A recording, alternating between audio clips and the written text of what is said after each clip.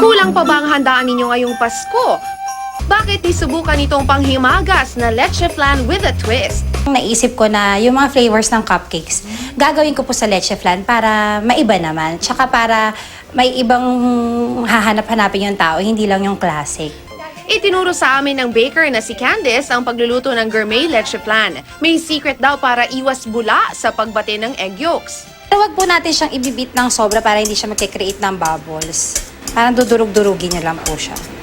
So pag naging ganyan na siya, lalagay niyo na po yung evaporated milk. So mix niyo lang ng dahan-dahan. Pagtapos niyan, idagdag na ang condensed milk, asukal at vanilla. Lagyan ng blueberry at hayaang mag-set ng 2 o 3 oras sa kabalutin ng aluminum foil. Karaniwang steamed ang leche flan, pero ang sikreto ni Candice, Binibake ko siya since may malaki akong oven, nakasya yung isang salangan for 1 hour and 30 minutes.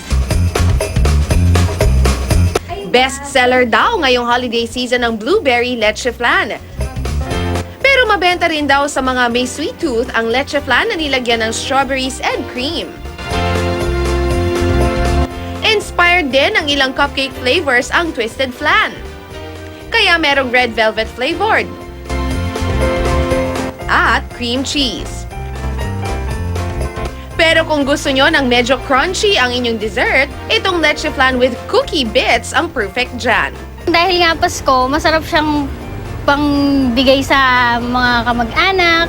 Kung Pinoy flavor naman ang inyong kinakrave, swak naman sa inyong panlasa itong Yema Flan. Walang masama na pagbigyan paminsan-minsan ang inyong sweet cravings. Tandaan lang, ngayong holidays, always eat in moderation. Luandi, GMA News.